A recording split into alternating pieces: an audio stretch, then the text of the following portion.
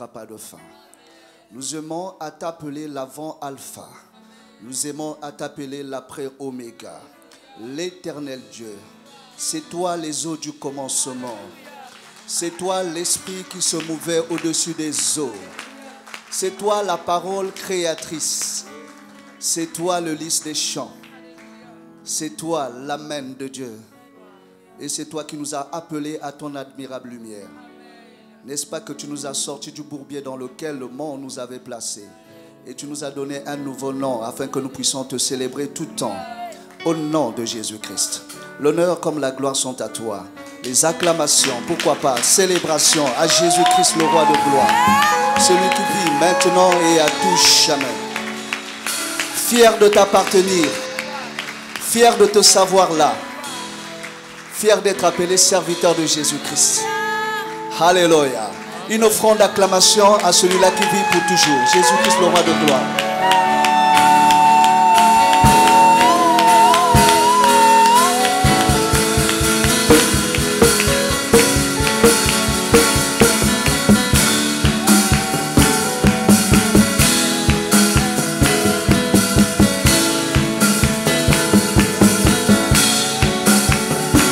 Gloire au Seigneur. Amen. Tu vas te retourner, dis à celui qui est à côté de toi, tu as bien fait de venir. Salut, 350 personnes à distance. 350 personnes, tu peux les saluer. Je sais que tu as la capacité de le faire. En l'espace d'une minute, tu as salué 350 personnes. Voilà, que Dieu vous bénisse. Répandez la joie dans la maison de Dieu. Si quelqu'un est entré ici avec des soucis, que les soucis tombent. Quand tu le salues, les soucis sont en train de tomber. Qu'ils reçoivent la paix. Parce que c'est la restauration. Les vies sont restaurées quand vous entrez ici. Oui, quelqu'un avait compris. Amen. Amen. On va refaire quelque chose. Quand vous entrez ici, vos vies sont restaurées. Personne ne vient rencontrer le Seigneur et sa vie demeure la même. Jésus-Christ, c'est lui le serpent qui passe sur le rocher et qui laisse les traces. Jésus, c'est lui l'aigle qui passe dans le ciel et laisse les traces. Jésus, c'est lui le navire qui passe par les eaux et laisse les traces. Quand il passe dans la vie de quelqu'un, il y a des traces. Acclame très fortement pour la gloire du Seigneur. Oh, je croyais que tu acclamais.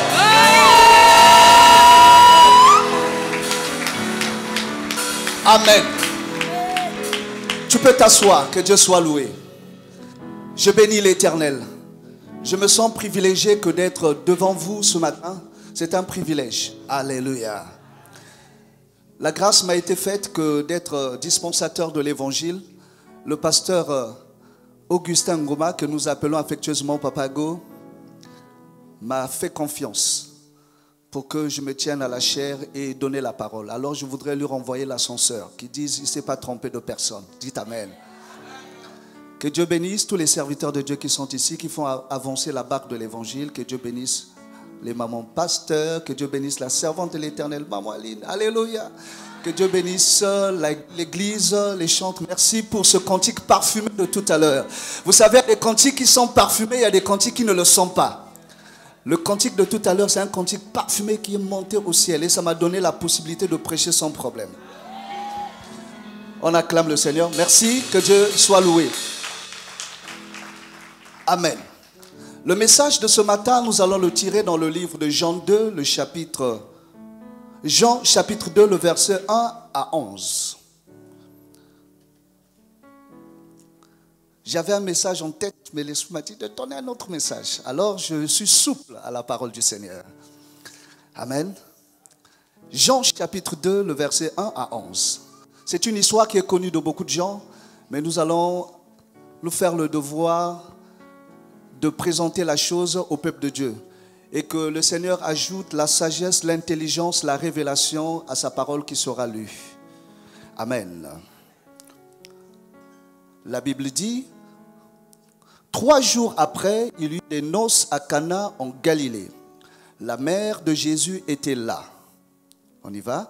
Et Jésus fut aussi invité aux noces avec ses disciples. Le vin ayant manqué, la mère de Jésus lui dit, ils n'ont plus de vin. Jésus lui répondit, femme, qu'y a-t-il entre moi et toi? Mon heure n'est pas encore venue. Sa mère dit au serviteur, faites ce qu'il vous dira. Or, il y avait là 6 vases de pierre destinés aux purifications des Juifs et contenant chacun deux ou 3 mesures. Jésus leur dit, remplissez d'eau ces vases et ils les remplirent jusqu'au bord. 8. Puisez maintenant, leur dit-il, et portez-en à l'ordonnateur du repas. Et ils en emportèrent. Quand l'ordonnateur du repas eut goûté l'eau changée en vin, ne sachant d'où venait ce vin, tandis que les serviteurs qui avaient puisé l'eau le savaient bien, il appela l'époux et lui dit, tout homme sert d'abord le bon vin, puis le moins bon après, quand c'est enivré. Toi, tu as gardé le bon vin jusqu'à présent. Tel fut à Cana en Galilée le premier des miracles que fit Jésus. Il manifesta sa gloire et ses disciples crurent en lui. Parole du Seigneur, on l'acclame très fortement. Tu peux t'asseoir. Voilà un message ou encore une écriture qui achoppe beaucoup de gens. Nombreux se servent de cette écriture pour légitimer un comportement qu'ils manifestent sur la terre des hommes. Beaucoup de chrétiens sont derrière ce passage biblique en disant que le tout premier des miracles de Jésus sur la terre, dans son ministère terrestre, c'était changer l'eau en vin. Quelqu'un me suit? C'est pas ça? Le tout premier miracle de Jésus, c'était changer l'eau en vin. Alors, il nous donnait l'autorisation ou encore libre champ, il nous donnait encore un blanc-seing pour pouvoir boire comme on veut, comme on peut. Quelqu'un me dit Amen? Et beaucoup de gens qui sont prêts à mourir spirituellement se cachent derrière les textes. Quand on se cache derrière un texte pour légitimer son péché, ça devient un prétexte. Amen. Je voudrais dire à quelqu'un, je vais vous emmener dans la Bible. C'est juste une introduction, mais là n'est pas le fondé même de notre réunion de ce matin. Cela monte simplement dans mon cœur pour montrer pourquoi nous ne devons pas être de ceux-là qui s'adonnent au vin, au boisson. Dites Amen. Ça dérange quelqu'un? Je voudrais dire avant de commencer toute chose que l'humilité, la véritable humilité, c'est dire oui et amen à la parole. Ce n'est pas parce que tu as donné la deuxième joue après avoir reçu la première gifle que tu es humble. Mais tu es humble quand tu dis oui et amen à la parole. Quand la parole te dira tu ne commettras pas l'adultère, tu dis oui et amen. Là, tu deviens humble. Quand la parole te dit tu ne voleras pas et que tu arrêtes de voler, tu deviens humble vis-à-vis de la parole. C'est ça la véritable humilité. Comme l'agneau qu'on menait à la boucherie qui n'avait pas branché. C'est ça l'humilité. Nous également devant l'écriture, nous sommes humbles. On se couche devant l'écriture. Même si ça nous fait mal, on dit oui et amen. C'est ça la véritable humilité. Dites amen. Et l'humilité, c'est dire oui et amen à la parole. Même si tu étais accroché à quelque chose qui te nourrissait, quelque chose qui faisait ce que tu es. Mais si la parole tombe, tu dis Seigneur, à compter d'aujourd'hui, j'ai dit oui et amen à ta parole, j'arrête avec cette vie. Nous sommes dans le livre de Lévitique. Lévitique chapitre 10, le verset 9. On va me l'envoyer. Je voudrais qu'on le lise dans 2 versions. Dans la version Le Semeur et dans la version Louis II 1910. Je lis la première version. Tu ne boiras ni vin, ni boisson enivrante. Toi et tes fils avec toi, lorsque vous entrerez dans la tente d'assignation de peur que vous ne mouriez. Ce sera une loi perpétuelle parmi vos descendants. On y va? Afin que vous puissiez distinguer ce qui est saint de ce qui est profane, ce qui est impur de ce qui est pur. Dites amen à la parole. Amen. On reprend le verset 9, s'il te plaît. Voilà, le semeur. Toi et tes fils ne buvez ni vin, ni autre alcool, quand vous devez aller à la rencontre. Ainsi, vous ne mourrez pas, c'est une règle pour toujours. Vous la respecterez de génération en génération. Oui. Ne buvez pas d'alcool, alors vous pourrez décider si une chose est sacrée ou non, si elle est pure ou impure. Dites amen à la parole. Voilà une prescription comme ça. On dit, quand vous serez sur le point d'aller dans la tente d'assignation, à la rencontre de l'Éternel, il vous est interdit de boire.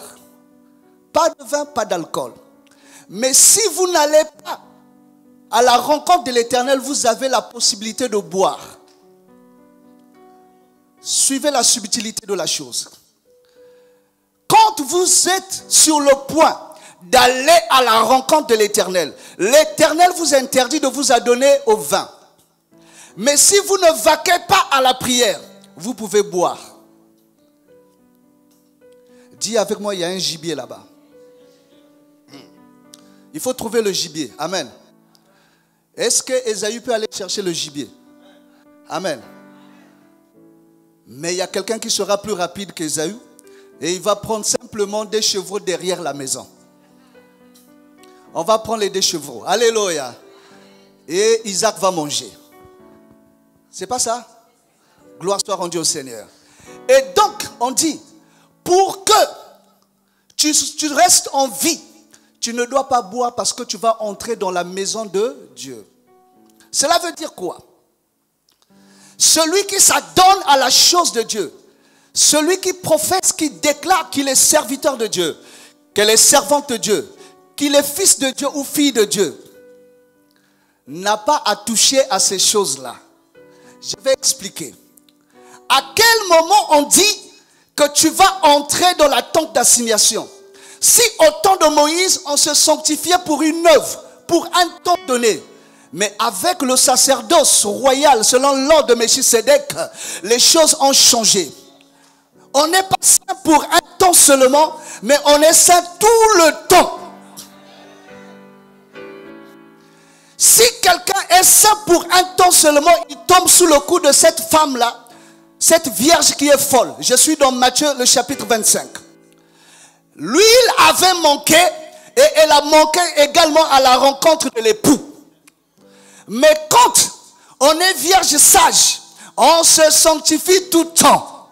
L'Éternel Dieu dit, soyez saints, parce qu'on ne sait pas à quel moment la trompette sonnera. Dites Amen.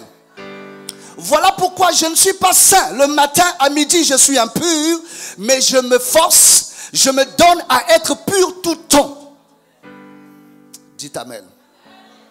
Et si je rentre dans la présence de Dieu tout le temps, je ne boirai pas de vin, je ne m'adonnerai pas à l'alcool. Dites Amen. C'est bon? La Vierge sage se conserve. Elle prête attention. Parce que l'époux peut revenir d'un moment à l'autre. Celui qui sert Dieu, il est comme quelqu'un qui est entré dans la dimension de Nombre 35. C'est-à-dire, je parle de quelqu'un qui fuit dans la ville de refuge. Dieu avait prescrit à Israël, quand quelqu'un aurait commis un meurtre et qu'il est poursuivi par le vengeur du sang, il doit fuir vers la ville de refuge. Et quand il fuit et entre dans la ville de refuge, le meurtrier ne peut rien faire contre lui. C'est qui la ville de refuge aujourd'hui? C'est Jésus-Christ de Nazareth. Et qu'est-ce qu'on avait dit aux meurtriers qui fouillaient dans la ville de refuge? Quand tu entres dans la ville de refuge, tu ne sors pas de la ville de refuge jusqu'à la mort du souverain sacrificateur. Alléluia. Et nous également, depuis que nous avons donné nos vies à Christ, nous avons fui dans la ville de refuge. Et il nous a interdit d'y sortir. Restons dans la ville de refuge qui est Jésus-Christ de Nazareth. Et quand on est dans la ville de refuge, le vin, les alcools, ce n'est pas notre affaire. Dis Amen bien. Si tu es humble vis-à-vis de la parole, dis Amen. C'est pour moi la parole. Alléluia. C'est bon, ça passe? Il y a des choses parfois qu'on laisse, qu'on abandonne, bien aimé, après avoir pleuré. Tu peux pleurer. La tristesse, selon Dieu, produit la repentance. Que Dieu te bénisse, je t'encourage. Alléluia. Il y a des gens qui se découvrent parfois alcooliques ou adonnés à la boisson pendant les fêtes. Parce que les fêtes constituent souvent les moments de chute de beaucoup de chrétiens. Beaucoup de chrétiens tombent pendant les fêtes. Tout est permis. Mais il n'y a pas de chrétiens comme ça parmi nous. Ils sont où? Au Maroc. Que Dieu vous bénisse. Alléluia. Merci pour la connexion. Que Dieu te bénisse. Alors, je voudrais bien aimer que nous restions dans le livre de Jean 2, le verset 1er au 11e. La Bible nous dit qu'il y avait une fête à Cana. La Bible nous dit qu'à cette fête, Jésus également fut invité. Ce matin, je ne voudrais pas être à une certaine dimension pour parler de beaucoup de contours de cette affaire, parce que j'ai quelque chose à toucher là-bas. La fête, c'était autour d'un mariage. Marie, la mère de Jésus, était là. Ils ont aussi invité celui qui est devenu notre Seigneur, Jésus-Christ de Nazareth. Et c'est même là que la Bible dit que ses disciples ont commencé à croire en lui. Ce qui voudrait dire tout le temps qu'ils ont été avec lui, ils n'ont jamais cru en lui. Ils marchaient avec lui, mais ils n'ont jamais cru en lui. Alléluia. La Bible dit, est arrivé un incident majeur à cette fête. Parce que ce qui fait la beauté des rencontres de la fête, c'est le vin, parce que le vin réjouit le cœur. Dites amen. Mais l'incident majeur intervient et il n'y a plus de vin. Ils ont commencé à promener des regards inquiets. Et une femme, servante de Dieu, aéroport de Dieu sur la terre. Parce que Dieu, pour atterrir sur la terre, a utilisé le canal de cette femme. Marie, mère de Jésus. Alléluia. Qui a porté le Seigneur dans son sein, certainement pendant 9 mois. Je ne parle jamais du mal de cette femme. Si cette femme était à notre époque, elle devait prier dans cette église. Alléluia. C'est une femme qui était humble devant la parole. Alléluia. Cette femme qui avait la révélation, cette femme qui avait dit à Israël, faites ce qu'il vous dira, parce qu'elle n'avait rien à dire à Israël. Cette femme qui avait prêché à l'église catholique avant que l'église catholique ne naisse. Cette femme qui avait interdit à l'église catholique de l'adorer, de la vénérer, parce qu'elle n'avait pas de message. Celui qui a le message, c'est Jésus. Voilà pourquoi elle a dit, faites ce qu'il vous dira. Moi, je n'ai rien à vous dire, mais lui, il a des choses à vous dire. Les paroles qui sortent de lui produisent la vie. Même quand je parlerai du matin jusqu'au soir, vous n'aurez pas la vie, vous n'aurez pas de transformation dans vos vies. Mais une seule parole venant de lui apportera le changement. Cette femme avait la révélation que l'enfant qu'elle avait porté pendant beaucoup de temps dans son sein n'était pas un enfant ordinaire, mais extraordinaire. Je dis à quelqu'un, il y a des enfants qui naissent, mais ne naissent pas tous de la même manière. Il y a des enfants qui viennent avec une mission bien précise. Et la mission de Jésus, c'était de faire passer les hommes des ténèbres à la lumière. De faire passer les gens de l'enfer au paradis. Dites amen. Et quand cette femme a fini par comprendre la chose, elle se tourne vers Jésus. Ils n'ont plus de vin. Je me pose alors la question. Est-ce que Jésus était la personne indiquée pour trouver des solutions à ce problème-là? Non. Jésus n'était pas l'ordonnateur de la fête. C'était pas lui l'époux, c'est pas lui qui se mariait. Quand le vin manque à un mariage, c'est l'affaire de l'époux.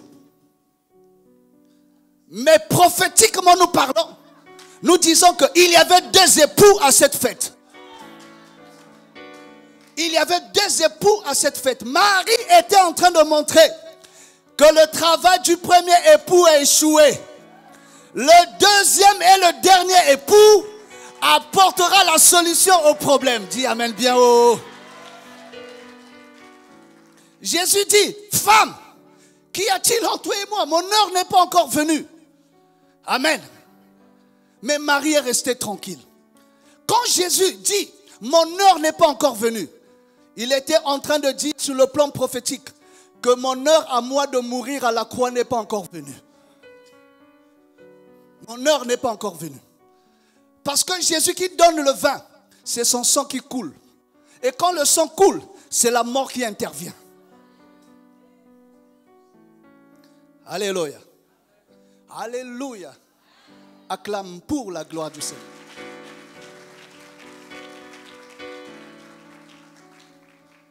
Mystère au sujet du vin. Comprenez très bien, le premier vin qui avait été servi à la fête tirait son origine d'un arbre physique. C'était la vigne. Dites avec moi un arbre physique. L'origine du premier vin. Parce que la Bible dit le vin ayant manqué. Ce qui veut dire qu'il y avait un premier vin et il va avoir un deuxième. Sur le plan prophétique également, nous disons que le premier époux, c'est Adam. Le deuxième époux, c'est le dernier Adam. Et parce que le dernier Adam est venu relever le premier Adam qui était tombé dans le jardin. C'est bon? Je ne monte pas trop. Je redescends. Amen. Le problème, c'est que le premier vin tirait son origine de la terre parce que c'était un arbre physique. Mais l'origine du deuxième vin, l'origine était mystérieuse. Amen. C'était le vin produit de l'eau. Un vin qui venait de l'eau et non d'un arbre. Parce que la Bible dit que Jésus a demandé à ce qu'on remplisse les vases. Et les vases étaient en dehors de la maison. Au nombre de 6, les vases de pierre. Or, nous prêchons l'évangile et nous ne laissons pas passer la révélation comme ça. Dites Amen. Quand il y a un gibier, il faut cibler le gibier et puis le ramener à la maison. Et donc, il y avait 6 vases. Or, quand on dit le chiffre 6, cela nous interpelle. Nous comprenons que 6, c'est le chiffre d'homme. L'homme ayant été créé le 6e jour, cela parlait d'un homme. Et quand je marche dans la Bible, jusque dans l'Apocalypse, quand je touche le chiffre 6, cela parle du chiffre de l'homme. Cela voulait dire que ces vases qui étaient en dehors de la maison, c'était un peuple, c'était un homme. Mais la fête n'avait pas lieu dehors, mais dans la maison. Donc cet homme-là ne participait pas à la fête. Acclame le Seigneur.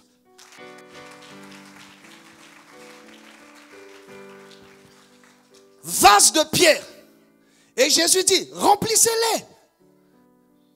Ces vases qui étaient des vases vils qui servaient pour les ablutions des Juifs.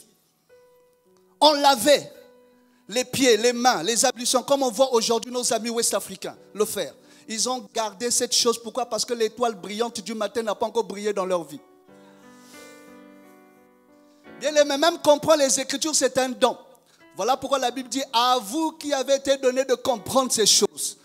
Donc même comprendre, c'est un don que Dieu fait. Il y a des gens qui lisent la parole, qui écoutent la parole, mais qui ne la comprennent pas. Si vous rencontrez, bien aimé, l'énuque éthiopien, posez-lui la question. Il vous dira que j'étais en train de lire la prophétie, mais je ne comprenais pas. C'est un don. Dites Amen. On amène les vases dans la maison, là où il y a la fête, seulement quand il y a eu un problème. Le problème, c'est qu'il n'y avait plus de joie dans la fête. Les gens se regardaient. Comment faire? Comment faire pour solutionner ce problème? Jésus a dit, remplissez les vases qui sont en dehors de la maison. Et suivez très bien. Si le premier vin a réjoui les cœurs à un certain niveau, mais la réjouissance qui viendra du deuxième vin sera particulière. Amen. Ces vases servaient. Il y avait de l'eau pour les ablutions, on lavait le corps. C'est simplement, bien aimé, une chose. Le produit qui sortait de ces vases n'avait pas d'impact ailleurs que sur le corps. C'était l'extérieur, la forme. Cette eau-là n'entrait pas dans les bouches des Israélites, mais c'était pour laver les corps. Mais quand Jésus a changé cette eau-là en vin, cette eau-là pouvait maintenant entrer dans la bouche de quelqu'un. C'est-à-dire, la première eau, c'était un message. C'était le message de Moïse, la loi. Ce message qui était venu pour changer simplement la forme des gens, mais qui ne traitait pas le problème de l'homme dans la profondeur. Mais quand Jésus est venu avec son message, ça ne change pas seulement la forme, mais également le fond. Parce qu'on pouvait maintenant boire cette eau-là qui était devenue du vin. Acclame le Seigneur.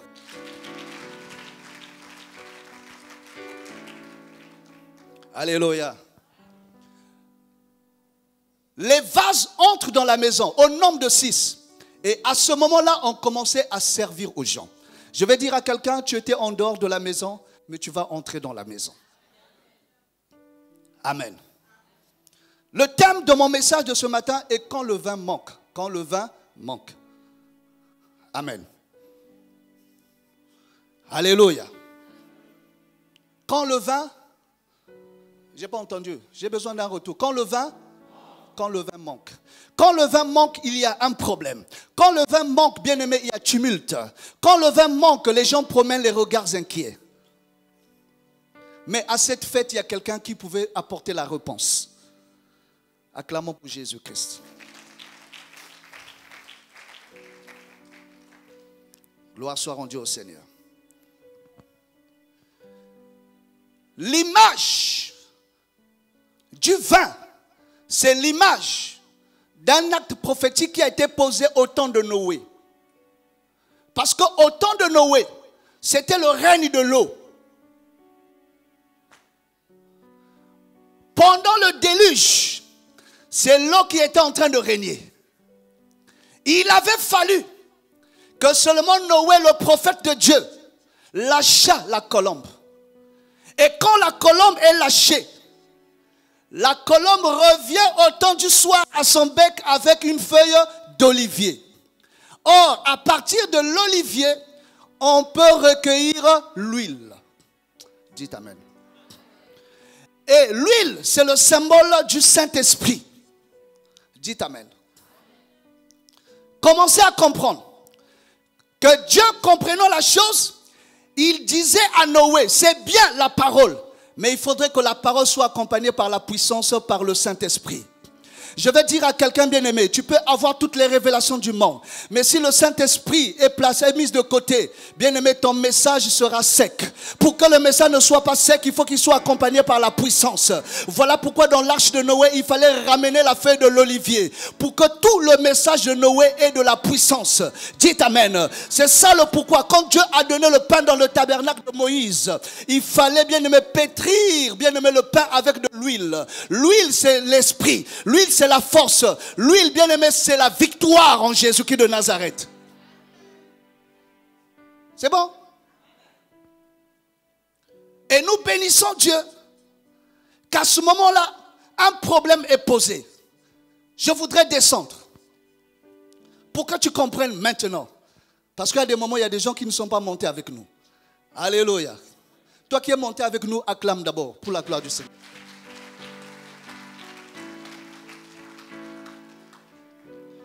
Il y a pas mal des écritures qui nous prouvent que ces vases-là, c'était des peuples.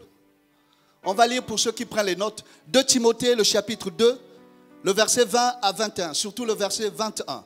Nous allons le lire. Dans une grande maison, il n'y a pas seulement des vases d'or et d'argent, mais il y en a aussi de bois et de terre. Les uns sont des vases d'honneur et les autres sont d'un usage vil. Verset 21. Si donc quelqu'un se conserve pur, en s'abstenant de ces choses, il sera un vase d'honneur, sanctifié, utile à son maître, propre à toute bonne œuvre. Parole du Seigneur. Donc un vase, c'est un homme. Alléluia. C'est bon? Gloire soit rendue au Seigneur. Et quand nous continuons la marche, nous comprenons une chose. Que le temps viendra, que le vin viendra à manquer. Alléluia.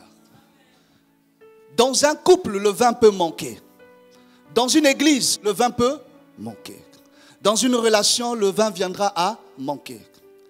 Mais quand le vin manque, c'est une opportunité que Dieu a créée. Le vin qui manque, c'est le temps de la crise.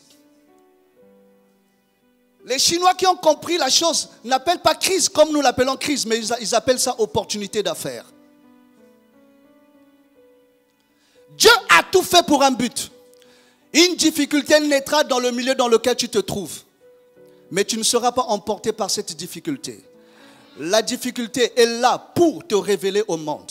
L'Écriture peut déclarer que le monde attend avec un ardent désir la révélation des fils de Dieu. Et comment Dieu te révélera-t-il s'il n'y a pas de crise?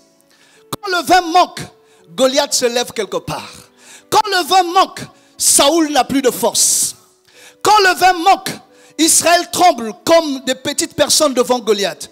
Mais il y a quelqu'un que Dieu va révéler. Quelqu'un qui était dans le champ. Quelqu'un qui était en train de paître le troupeau de son père. Il avait l'odeur du mouton. Qui pouvait croire en lui? Il n'avait rien qui pouvait le prédestiner à la royauté. Mais cet homme qui n'avait rien, il n'y avait pas de pronostic sur lui. Il va relever le défi. Si Saoul tremble, mais lui, il ne tremble pas. Dites Amen bien. Pourquoi? Dites-moi, pasteur, pourquoi? Parce que David marchait avec le ministère de la cicatrice. Alléluia. Ah, ne peut combattre le lion et l'ours que celui qui acceptera de porter des cicatrices sur son corps. Comment David pouvait-il tuer l'ours, tuer le lion sans pourtant avoir des cicatrices sur son corps? Si tu n'acceptes pas les cicatrices, tu ne seras pas déclaré vainqueur. Le jour que tu croiseras David, dis, Père David, ôte un peu ta chemise et que je voie ton sein. Quand David ôtera sa chemise, tu verras les cicatrices de l'ours et du lion. Parce qu'il est passé par le combat. Dites amen. Les combats, c'est pour les grands. Et comme David se savait grand, il est allé au front. Quand il a vu Goliath, il a dit, qui es-tu pour insulter l'armée du Dieu vivant? Dites amen. David pouvait dire avec beaucoup d'assurance, aujourd'hui même je couperai ta tête et je la donnerai aux oiseaux du ciel afin que l'on sache qu'Israël a un Dieu. Goliath ne vient pas pour te détruire, mais Goliath vient pour te révéler. Quand le vin manque, c'est l'heure de la révélation. Tu as clamé pour les autres, c'était leur temps de révélation. Mais dis aux gens que le panier continue à circuler. Dieu n'a pas fini de révéler, Dieu n'a pas fini de montrer aux hommes comme aux femmes qu'il y a quelqu'un qui l'avait caché quelque part. Tu es dans le ministère, bien-aimé, où Dieu t'a caché. Mais le temps de la révélation arrive. Dieu ne cache pas tout le temps. Il cache un temps, mais il révèle par la suite. Alléluia. Je parle à une femme. Écoute-moi très bien. Quand le vin manque, la reine Vasti fait des erreurs.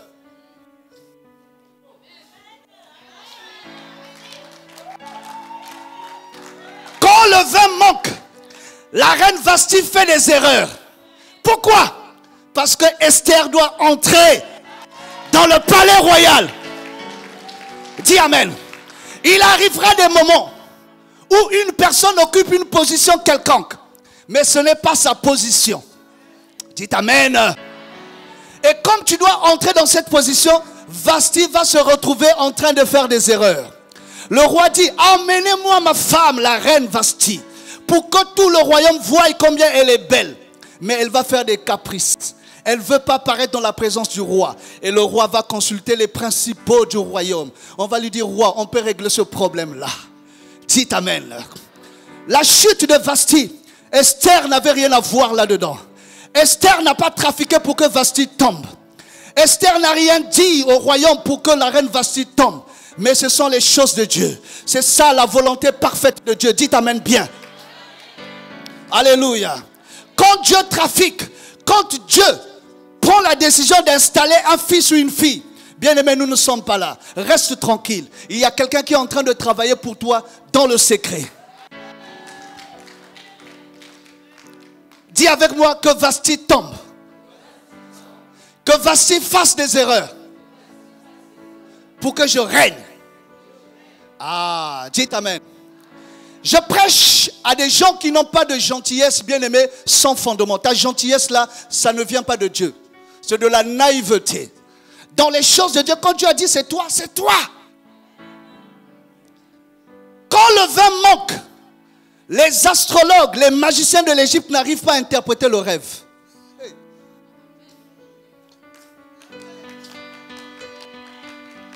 Quand le vin manque, tous les magiciens de l'Égypte qui avaient la réputation de comprendre les choses de l'esprit ne peuvent comprendre le rêve du roi, de Pharaon.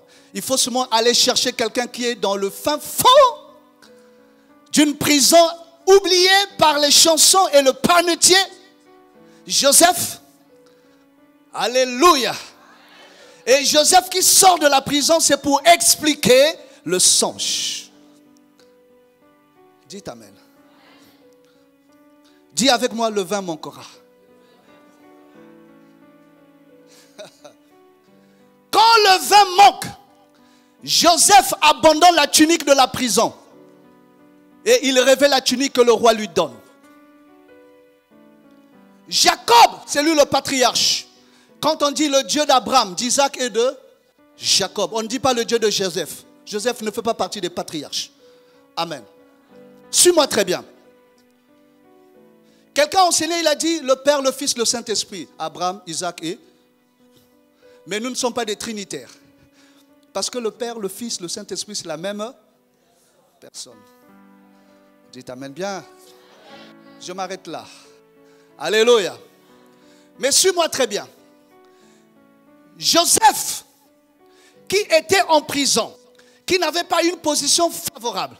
Mais Jacob, lui, il avait la promesse. Lui qui avait reçu quelque chose d'Abraham, donc de par son père, Isaac. Alléluia. Même si Jacob était patriarche, mais Jacob n'avait pas la possibilité de paraître dans la présence de Pharaon. C'est Joseph qui a introduit son père Jacob dans la présence de Pharaon. Si Jacob a prié pour Pharaon, c'est parce que Joseph l'avait introduit là-bas. J'aimerais dire à quelqu'un, même si toi, parent, tu trouves que ta vie n'a pas marché, tu as comme échoué, mais par ton fils, tu entreras dans la gloire. Un fils peut introduire son père dans la gloire. La gloire que le père n'a pu avoir par ses propres moyens, mais le fils peut t'introduire dans la gloire. Alléluia. Quand le vin manque, à Babylone, il y a débandade. Le roi dit, j'ai fait un songe qui a tourmenté mon sommeil. Les gens ont commencé à donner des raisons échappatoires. Et le roi avait fini par comprendre qu'ils n'avaient pas l'explication de la chose. Et d'ailleurs, la chose était difficile. Il dit, j'ai fait un songe et j'ai oublié. Non seulement qu'il a oublié le songe, mais il dit, même si j'ai oublié, rappelez-moi le songe et donnez-moi l'explication. C'est une chose difficile. Quelqu'un qui dort la nuit, il rêve. Il oublie son rêve et il vient me dire, j'ai fait un rêve la nuit mais j'ai oublié. Dis-moi qu'est-ce que j'ai fait. Non seulement que tu me diras ce que j'ai rêvé, mais tu me diras exactement le sens de ce rêve. Il fallait seulement quelqu'un appelé Daniel. Quelqu'un qui avait l'esprit supérieur sur lui. Dites Amen. J'annonce une bonne nouvelle à quelqu'un ce matin. Là où tu te trouves, ça peut être dans une entreprise, une société, une famille. Les gens vont avoir des rêves qui n'auront pas l'explication à donner. Les gens vont avoir un problème, le vin va manquer. Mais la solution viendra de toi. Parce que tu as été sélectionné par Dieu pour pouvoir solutionner, apporter la joie, apporter la paix dans la famille, dans la société. Dis Amen bien. Alléluia. Ne promène plus les regards inquiets parce que le vin vient de manquer. Tu n'as pas l'information, mais tu as bien fait de venir au culte de ce matin. Tu repartiras. Ce message n'est pas un message prophétique, mais ce message est un message prophète. Alléluia.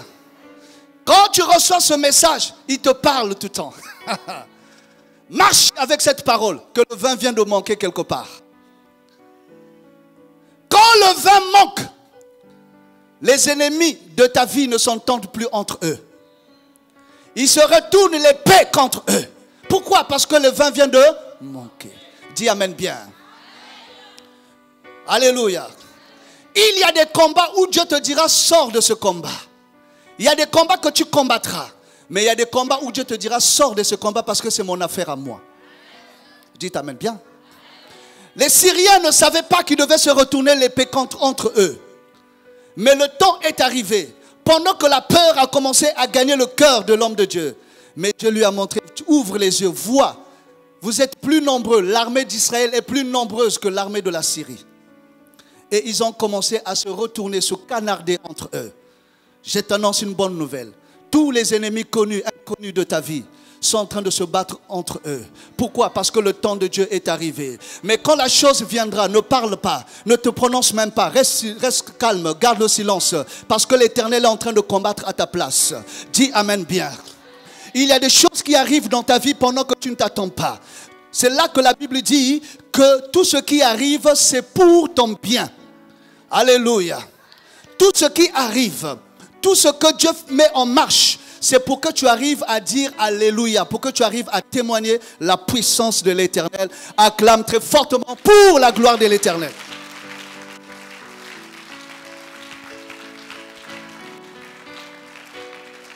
Balance la main, dis Amen bien.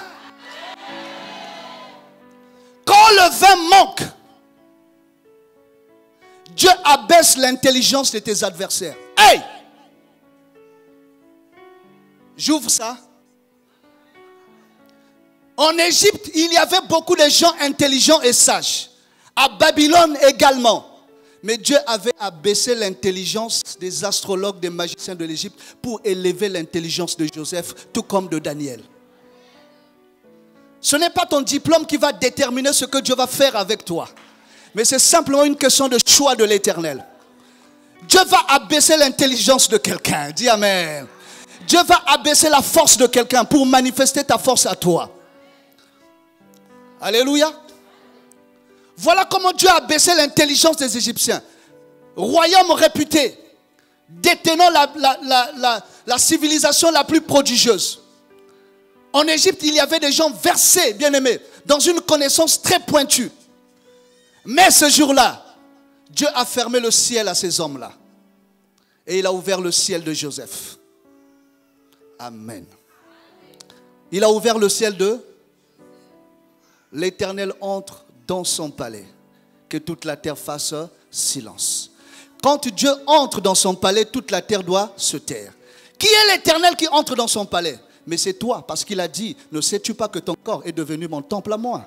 L'Éternel vit en moi. Et quand il entre dans son temple, tous ceux qui parlaient doivent apprendre à se taire. C'est-à-dire l'adversité doit s'arrêter. Celui qui parlait et qui avait la possibilité de t'arrêter, il ne pourra plus le faire. Il ne comprend pas. Avant, il avait la possibilité de t'arrêter, mais il n'arrive plus à t'arrêter. Les gens vont dire, mais on ne te comprend plus. Tu opères dans quelle dimension? Tu diras, ce n'est plus moi qui vis, mais c'est Christ qui vit en moi.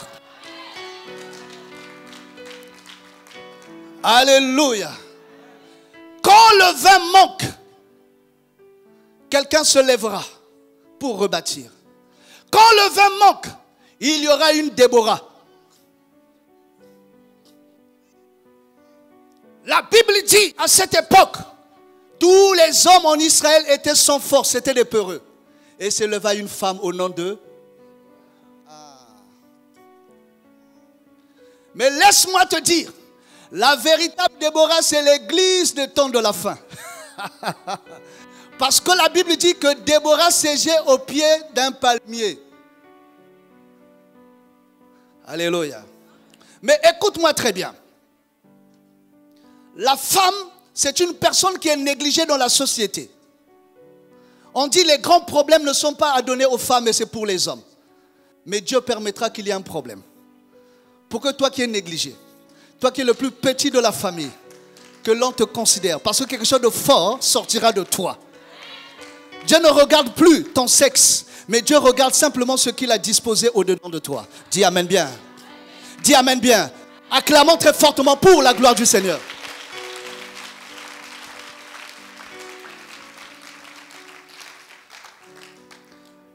Alléluia. Le vin qui n'est pas venu de l'arbre, mais qui est venu de l'eau. C'est un vin particulier. Et c'est le vin qu'on appelle la grâce. Alléluia. C'est le vin qu'on appelle la grâce. Or, la grâce, c'est une démarche sans calcul. La grâce, c'est l'abandon des efforts. Ce n'est plus toi qui fais, mais c'est Christ qui fait à ta place. Ce n'est plus toi qui meurs, mais c'est Jésus qui meurt à ta place. Voilà pourquoi Caïphe avait dit, il est mieux qu'un seul meure pour nous tous. Et Jésus est mort pour nous tous. Dis Amen bien. Et c'est la grâce. J'ai l'habitude de dire, j'ai déjà dit ça ici, la grâce c'est le mystère de la voiture avec une boîte automatique. Quand tu vois la boîte auto, c'est la grâce. La loi, c'est la boîte mécanique. Amen. Parce que la boîte mécanique, on fait des efforts pour passer la vitesse, tu dois appuyer sur l'embrayage. Mais la grâce, tu ne fais plus des efforts. C'est la boîte auto. Tu appuies sur l'accélérateur, tu freines. Qui a dit Amen?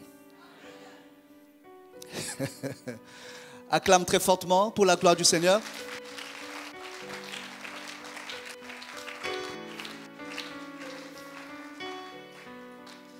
Alléluia. Il y a des prières puissantes que nous arrivons à faire parce que nous avons compris qu'il y a des choses que nous devons demander à Dieu. Amen. Quand le vin manque, les gens ne te comprennent plus. On dit que tu es tombé. Mais dis aux gens, je peux tomber, mais nous ne tomberons pas tous de la même manière. Quand on regarde à ta vie, on dit, mais non, ça ne va pas. Dis aux gens, il y a ça ne va pas des gens du dehors et il y a le ça ne va pas des gens du dedans. Moi, quand je ne tombe pas n'importe où. Quand je tombe sous les ossements d'Élisée.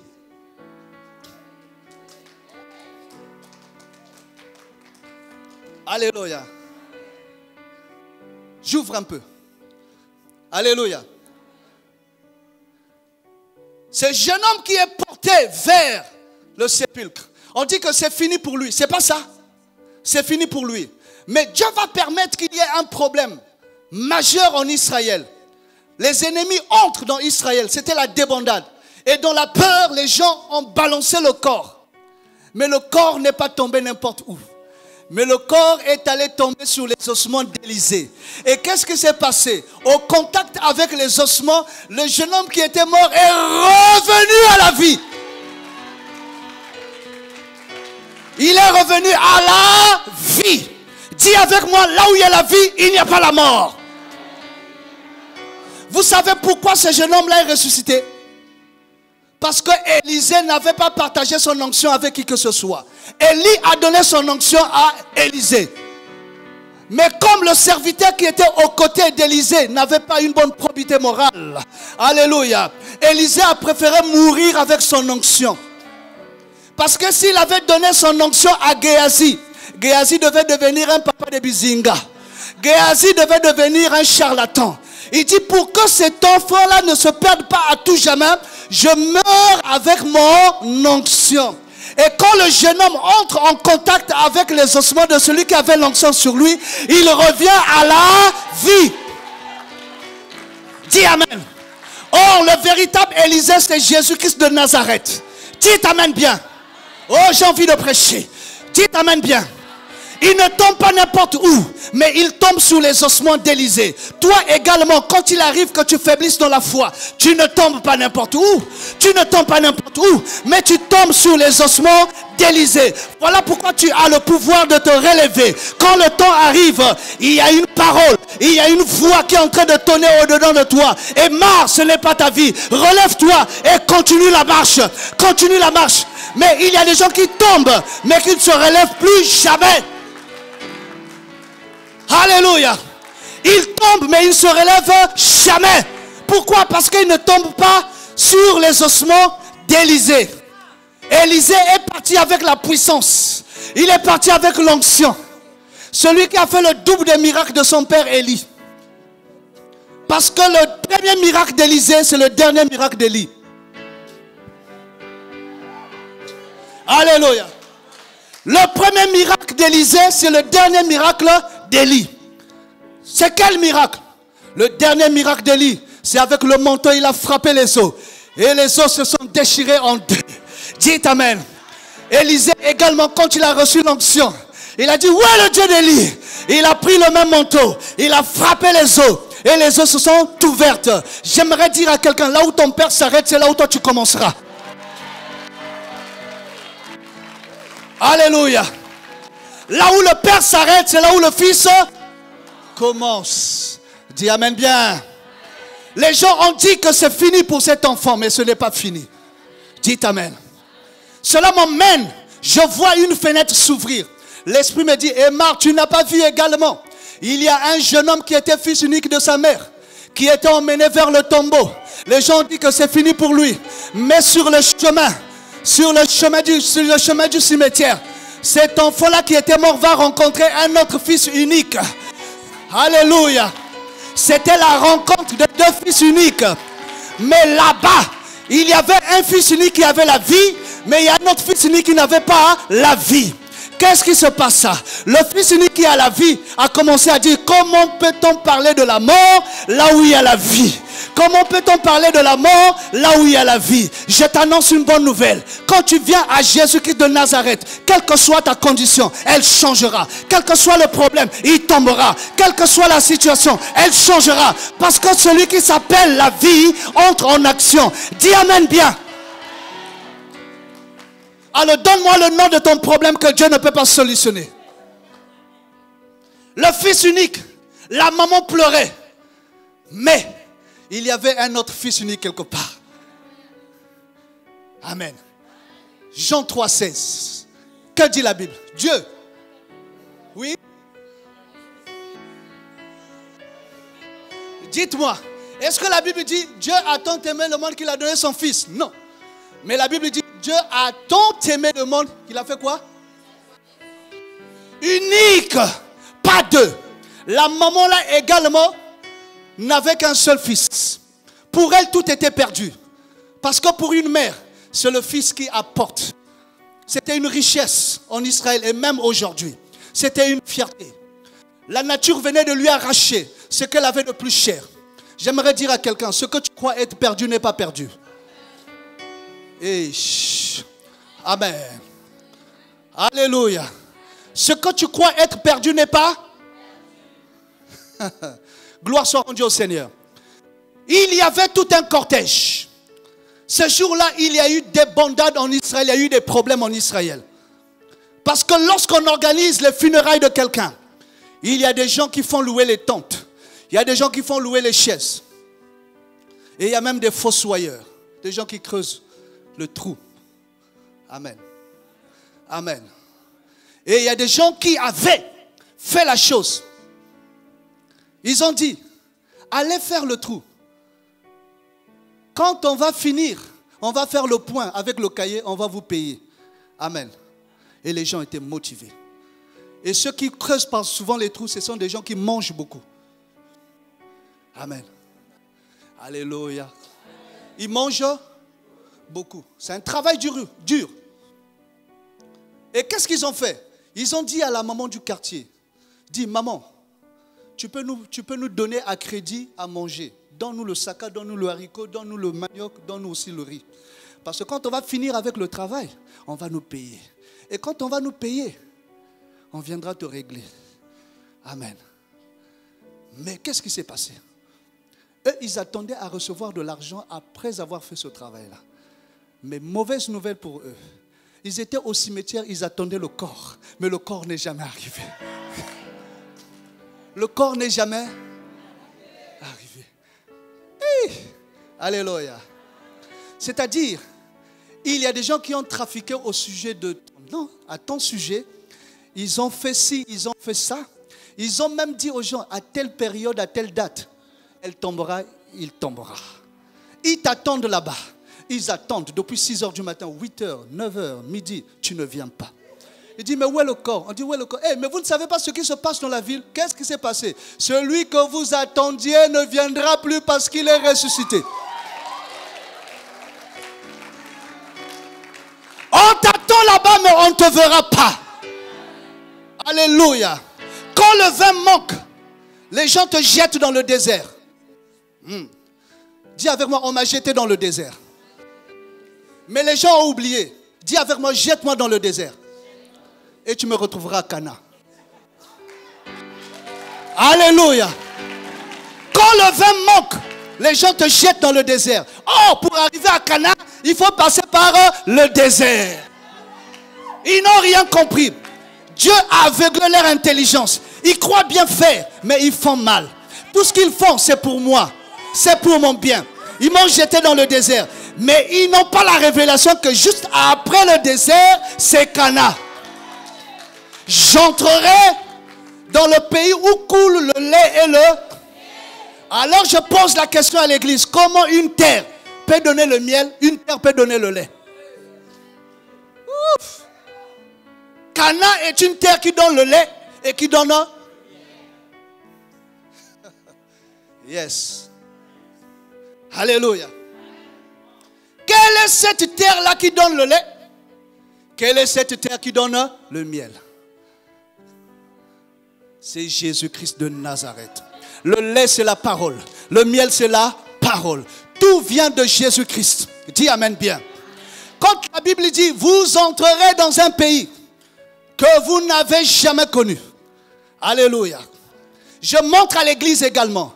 Cana était un pays peuplé. C'est un pays qui était habité. Ce n'était pas la terre d'Israël. Alléluia. Vous habiterez les maisons que vous n'avez pas bâties.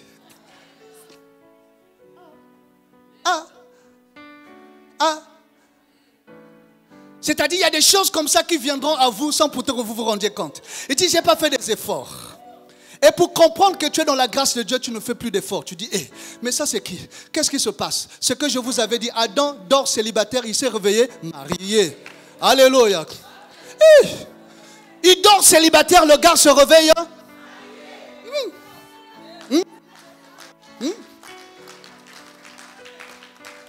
Profond sommeil.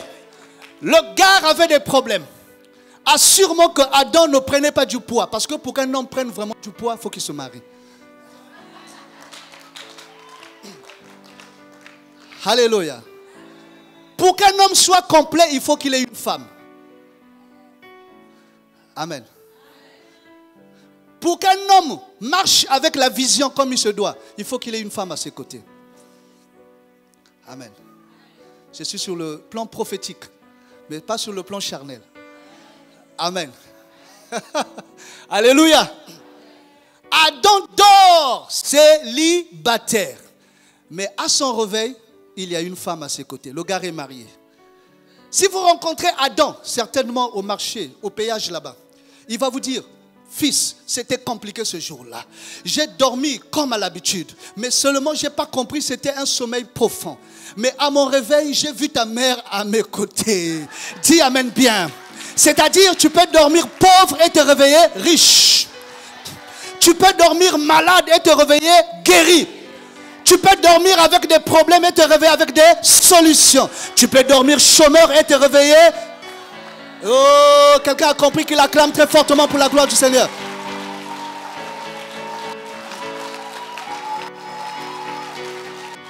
Alléluia. Il dort célibataire, il se réveille marié. Tu peux dormir avec des problèmes indécrottables. On a dit c'est fini pour toi. Mais à ton réveil, il n'y a plus de problème. Il y a quelqu'un qui est passé par là. Il y a quelqu'un qui a dit, décharge-toi sur moi de tous tes fardeaux, de tous tes soucis. Moi, je donnerai mon joug qui est léger. Alléluia.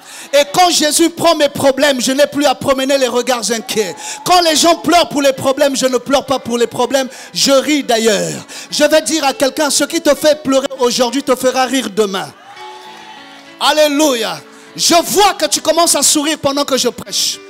Si Dieu permet que tu souris, c'est qu'il a prévu un rire dans ta vie. Derrière le sourire, il y a un rire aux éclats. C'est-à-dire, tu diras, c'est comme Israël qui sortait de l'Égypte. Ils ont dit, c'était comme dans un rêve. Comme dans un rêve. Quand le jour de la délivrance arrive, c'est comme dans un rêve. Tu te regardes, tu dis, est-ce que c'est bien moi? L'Esprit te dira, c'est bien toi, mon gars. Mais tu es passé entre les mains du potier. Tu étais le premier pot, le premier vase qui n'avait pas réussi, mais tu es le vase final de Dieu. Et Dieu dit, ce n'est plus toi qui feras, mais c'est moi qui ferai. Dis amen bien. Y a-t-il des Adams ici qui dorment avec des situations?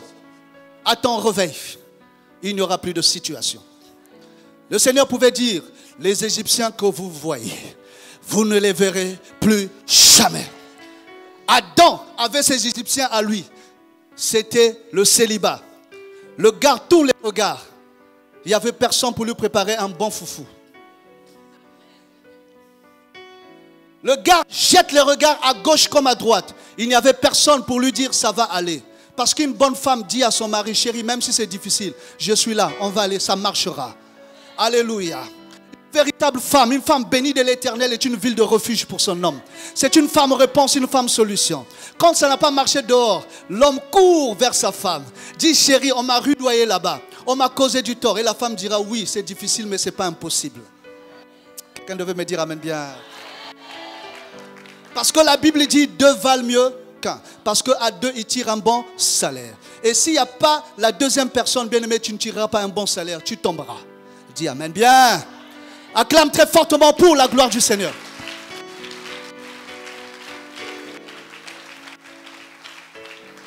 Amen. L'heure est avancée. On peut se lever tout en acclamant très fortement pour la gloire du Seigneur. Alléluia. Est-ce que tu peux lever les mains vers le ciel? Dis avec moi au nom de Jésus-Christ. Éternellement Père, Ce jour,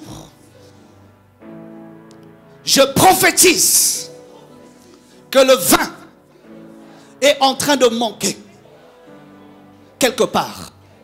Et on m'attend. Au nom de Jésus-Christ. Je proclame que Vasti est en train de faire des erreurs pour que je récupère mon trône. Au nom de Jésus-Christ. Je prophétise que le sommeil d'Adam vient de prendre fin. Au nom de Jésus-Christ. Élève la voix et prie le Seigneur au nom de Jésus. Prie, bien-aimé, élève la voix.